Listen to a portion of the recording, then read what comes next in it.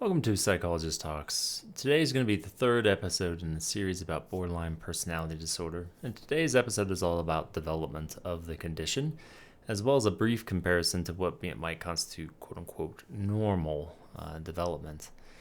We're going to start out with what contributes to the potential development of borderline personality disorder first, and then the comparison to normal development. Just kind of full disclosure, it's a little bit more broad. I mean, think about how I described borderline personality disorder in episode 1. It's kind of a diffuse issue when it comes to dysregulation, right?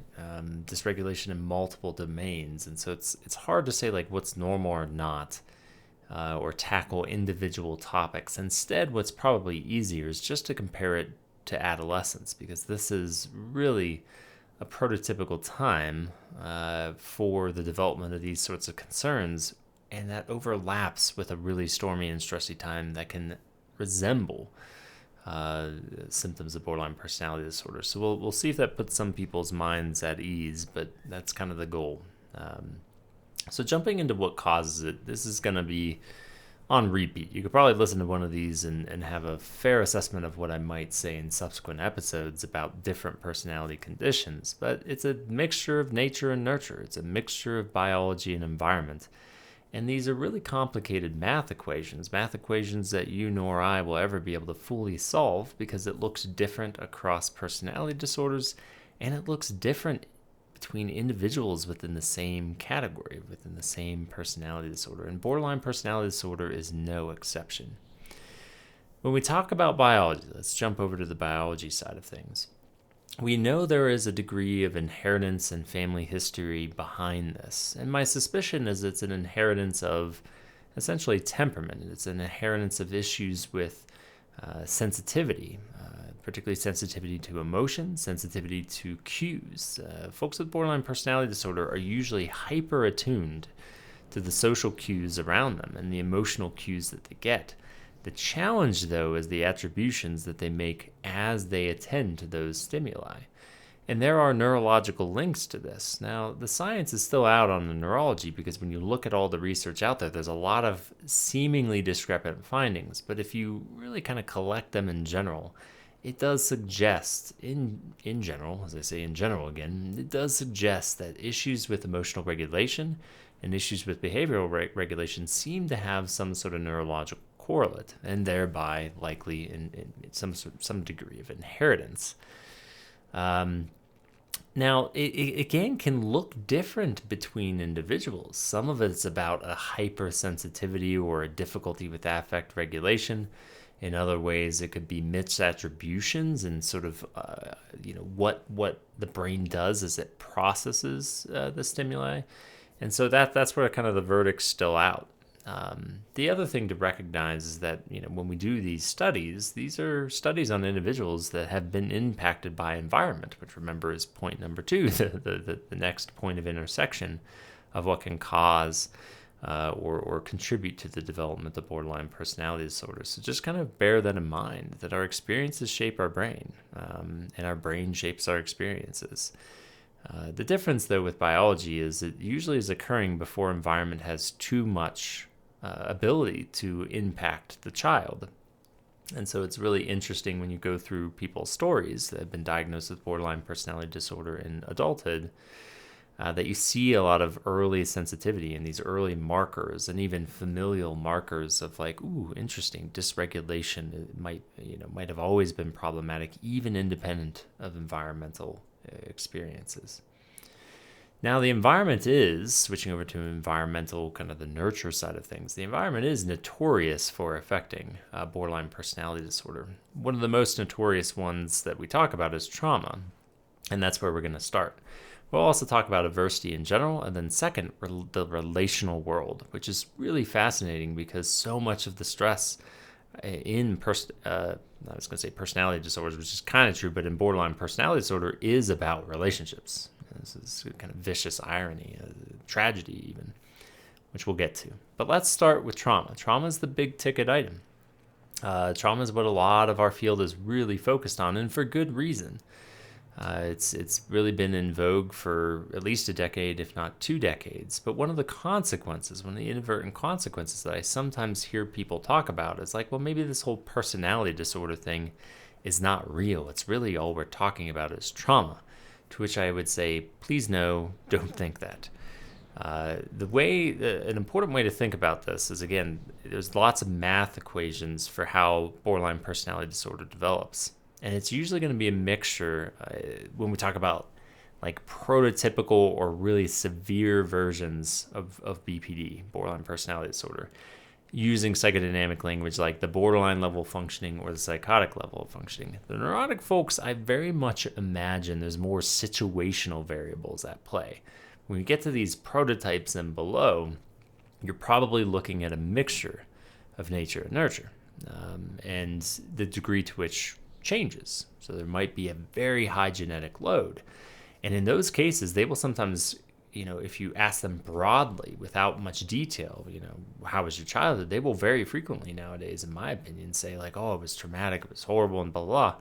And then you go into the narrative and you explore the history, and there's just not a lot there. I mean, is there adversity? Absolutely. But is there a clear sign of why such severe pathology developed? And the answer can absolutely be no.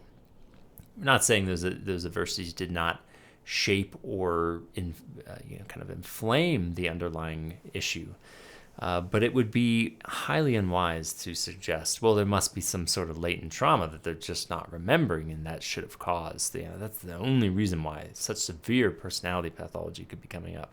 No. Now, as I've alluded to, it is absolutely within reason that there can be a reasonably high genetic loading for things that put the individual at risk for developing this human-made construct known as BPD. And then traumas happen that just absolutely inflame it. That is a very, very common issue, is that there was already a predisposition and then the environment failed the individual. And then, sadly, what often happens, then the individual fails themselves. Now, I don't say it that way to people because it has a lot of judgment, but essentially they become so entrenched in the pathology, they begin to make choices that, ironically, sadly, tragically, perpetuate the very problems, and it becomes a vicious cycle that we talked about in episode 1. So now there are some cases, I already said, like the more neurotic, more highly organized, using psychodynamic language individuals. I very much believe that there are cases where there are very few biological precursors, and then traumatic, especially early childhood traumatic situations occur that just absolutely mess with personality quite a bit. And they exist. I know they do exist. But the central notion here is it is dangerous to presume it is all about trauma and nothing else. Biology matters. The way trauma affects in any individual, and especially borderline personality disorder, is it fractures a sense of understanding of oneself and the world at large. And so if someone is already highly sensitive to their environment, and they are very clued in and very cued in to it, and are prone to make misattributions, the trauma can really mess with them in the sense of like, oh no, there's this dangerous world that I need to defend against at all costs, and they will often default to more primitive defenses rather than propelling themselves forward to something healthier. This is where we very quickly get into parental caregiver relational roles, because they can serve a mitigating sort of benign, no addition or even negative role in this, because we turn to the relationships around us to cope through adversity. And if they aren't primed to help us, then we're going to be in a lot of trouble. But trauma really fractures that sort of sense of the identity. Our self-states become dangerously discrepant from one another because we don't know how to inhabit them well. Like, this is tainted by trauma, and so I have to keep it away. And that's just not healthy for human development, especially when it happens during childhood. Now, Catherine Putnam, who speaks a lot about borderline personality disorder and the development of it, I think would challenge me on the word fracturing and instead focus more on this dissociative aspect of borderline personality disorder, which, if you remember from episode 1, was one of the key elements. Well, it could actually be very central to the condition. And what we mean by that is that when trauma taints these self states or these experiences, emotion, a person, a situation, whatever it might be, we dissociate from it because it becomes too much to manage. The emotional valence, the sort of internal experience is so overwhelming that it has to be defended against in a more primitive way. And so it might be wiser to say, within BPD, there's a dissociative experience secondary to trauma rather than a fracturing experience. You might have just perked an eyebrow saying, what the hell is the difference of that? Subtle but important difference. Anyway, moving on. A quick note on adversity. I mean, adversity is, I'm not trying to be callous, but adversity is synonymous with living. We try to mitigate it as much as we can. That's the whole purpose of our profession, is to try to mitigate or soften it and teach people to do better and know themselves better so they don't pass this stuff on. But adversity is inevitable, and adversity alone does not cause borderline personality disorder. I will say, though, when we talk about the technical definitions of trauma, and this is like criterion, let me be more specific. The technical definitions of trauma as defined by PTSD, someone can not have criterion A versions of trauma and still have that adversity impact the development of borderline personality disorder. It's absolutely possible.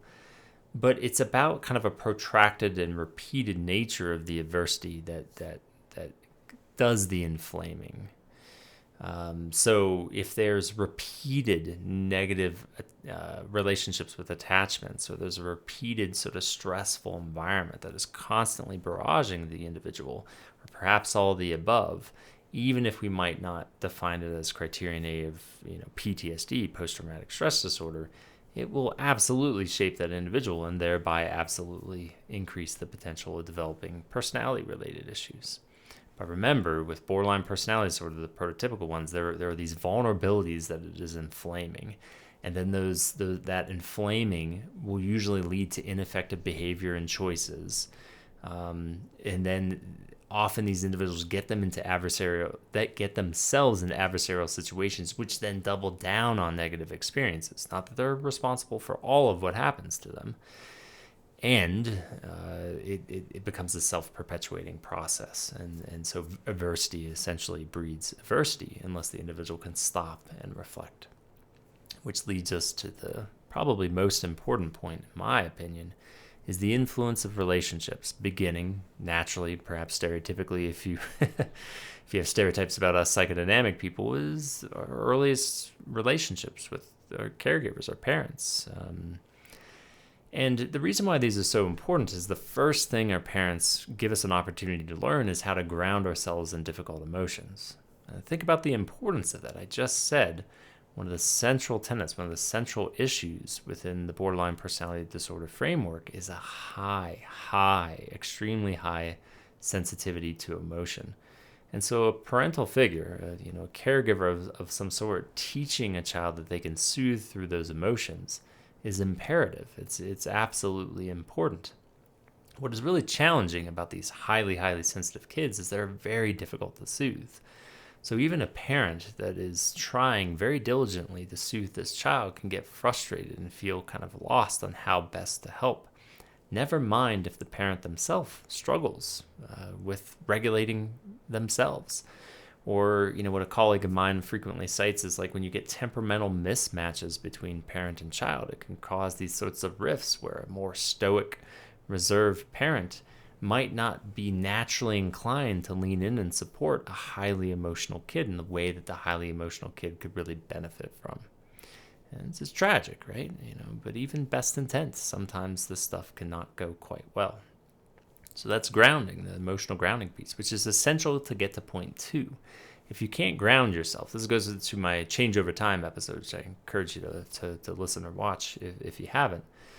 We get to like an observational phase. As we get older, we get towards like the age of 10, we're starting to observe ourselves more, learn about other people in the world as well, and abstraction really starts to hit as we get into adolescence. And there's two main things that parents and caregivers, and heck, even peers and teachers and all sorts of stuff, can teach kids. One of them is metacognition, the other is mentalization. They're kind of two pieces of fruit from the same tree, if that's a phrase. Well, let's go with it. Essentially, metacognition, a simple way of thinking, is like the ability to introspect and see and understand oneself. Mentalization is the ability to perspective take and understand where someone else might be coming from. And latent to that is not just like motivation and behavior, understanding of motivations and behaviors, but also emotions.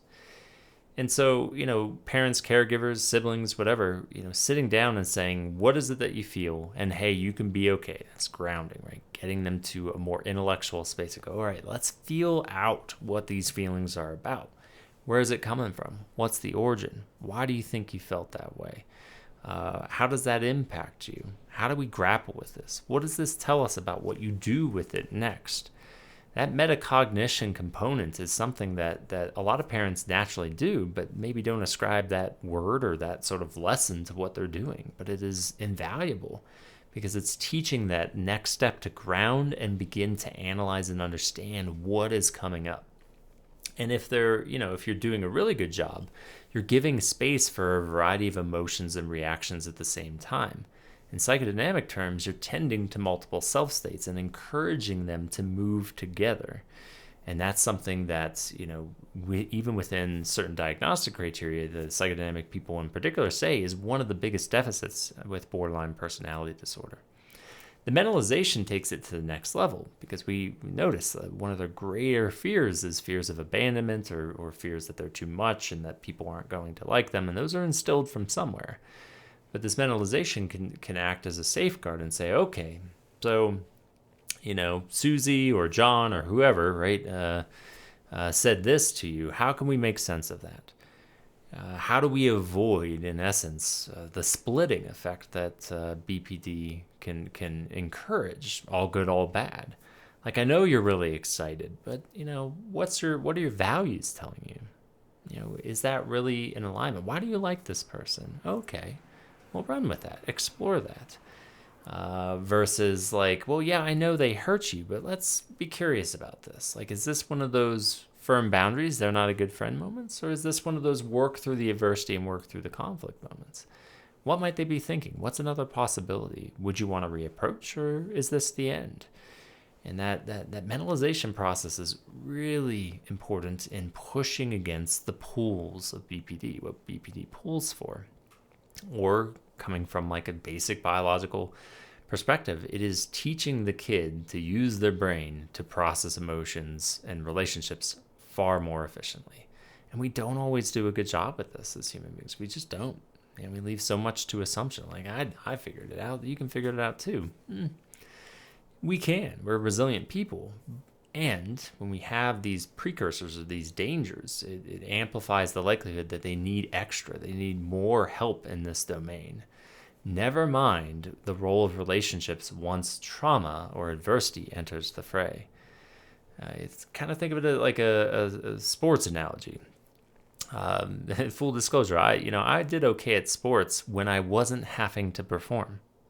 Game day was a nightmare, an absolute nightmare. And so while parents, teachers, siblings, whatever, can teach all of these things when things are going relatively well, the true test of our abilities is when things aren't going quite so well. The true test of anybody and how resolute and resilient we are is not when things are going well. It's when things aren't going quite so well. And so it's really important, especially with trauma, to loop back around and say, I need to help this child, and especially if they're highly sensitive and they seem to be having a hard time, we need to create an atmosphere where they can process through this in a way that's conducive to seeing all sides of it, to not being so engulfed by it that they are lost with it, and employ this, like, what's going on for you, and holding validity to all the emotions that are coming up, but also encouraging all the emotions versus singular ones at one, like, hey, you can be angry one moment and sad the next. Where's that coming from? Why? What's going on? How can we heal through this? What do you need? Never mind, why would that happen? How do I make sense of this dangerous world now? That danger's out there. Oh, that was catastrophic. That was painful. What do we do then? And that could be anywhere from a overt, absolute, big T trauma indicative of PTSD, things that cause PTSD, to somebody breaking up with you, somebody being a jerk. All of that is essential. And this really sad story that I often hear with these more prototypical borderline cases, or the ones that are getting to the quote unquote psychotic level of organization, is that there is this double whammy. Whatever sensitivities and vulnerabilities they have, when shit hits the fan, excuse my French, they don't get the type of support to work through that. And it's a challenging exchange, because in many ways it's because they don't have people in their life that will give them the support. But then what's really challenging, when they get older into adolescence, they will then push away the help. And we talked about this in episode 1, that sometimes that hostility pushes away the very thing that they need the most, and it just creates a really challenging cycle especially when you talk to parents. If there's just this chase, and parents and loved ones and friends eventually get fed up, and then they're like, see, I got abandoned and nothing is safe, and it just becomes increasingly entrenched. And let me be clear, this is like, these situations are like considering alternative school. There's sometimes multiple hospitalizations at hand. The alternative school is because they're just testing so many limits that pools for structure, but that structure will often be too much, and it will clamp down in a way that's counterproductive, and then it inflames, and then again the cat and mouse continues.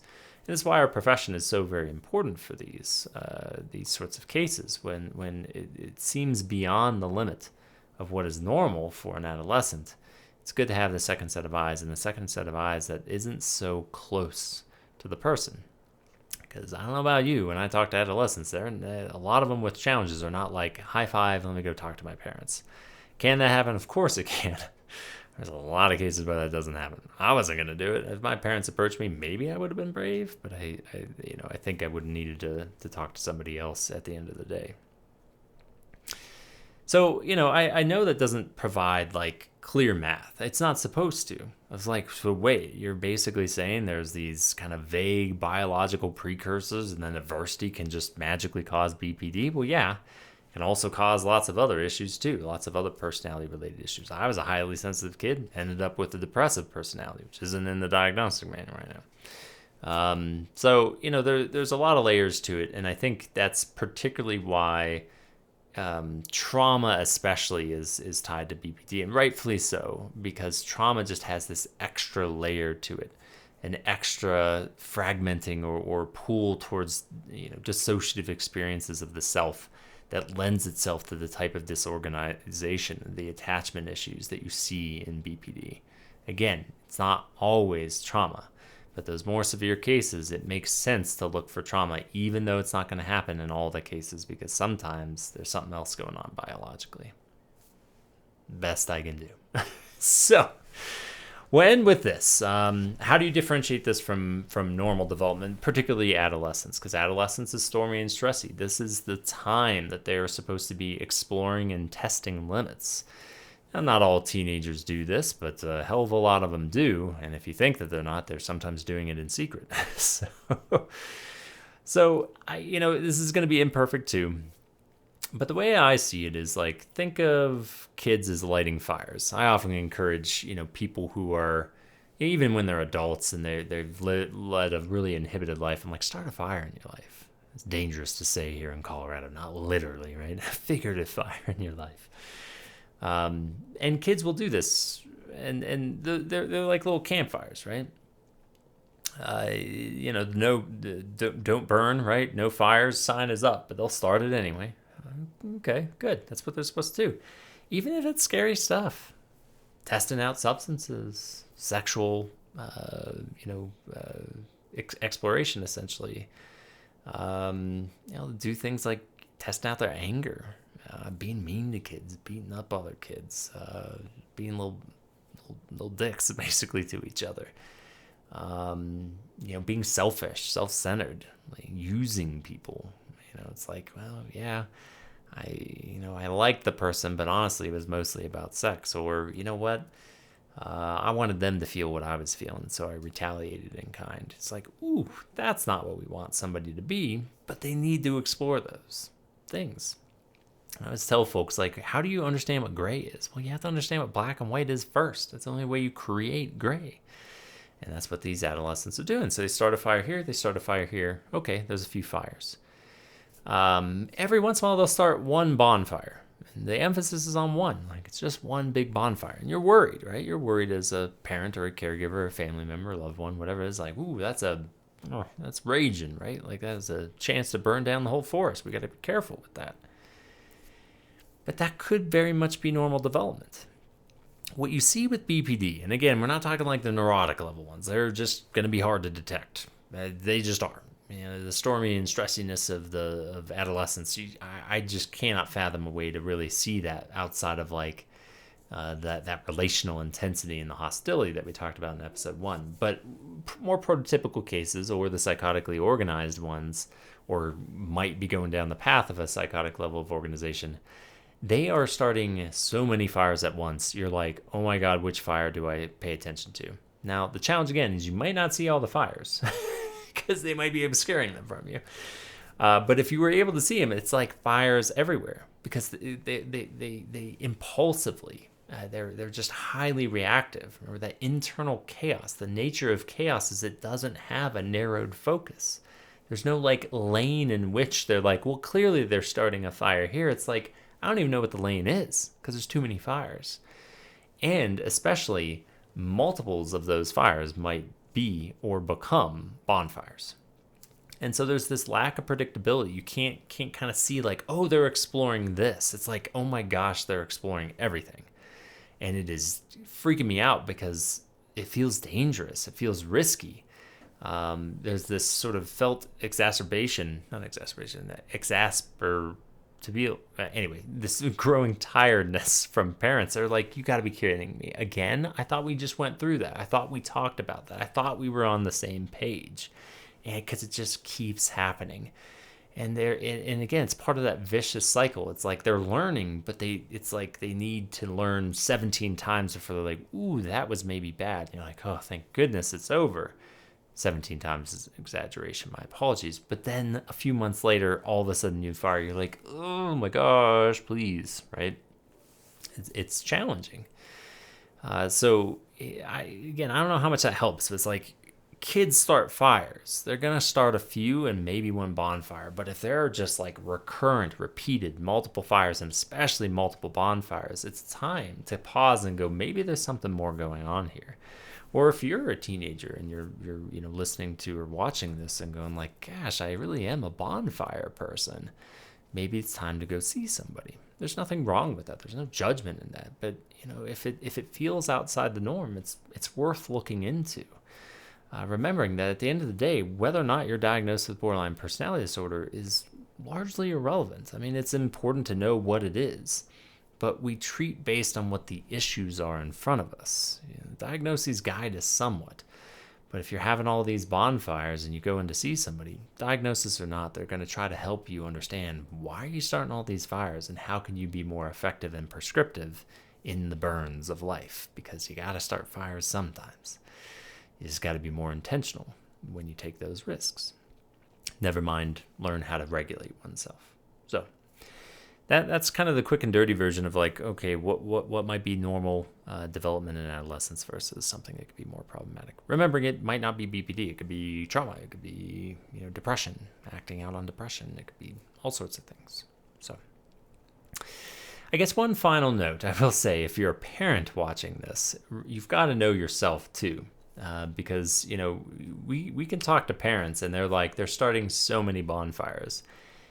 And then when you look at it, you're like, I don't know. I'm only seeing one bonfire going on here. That looks like a regular campfire to me.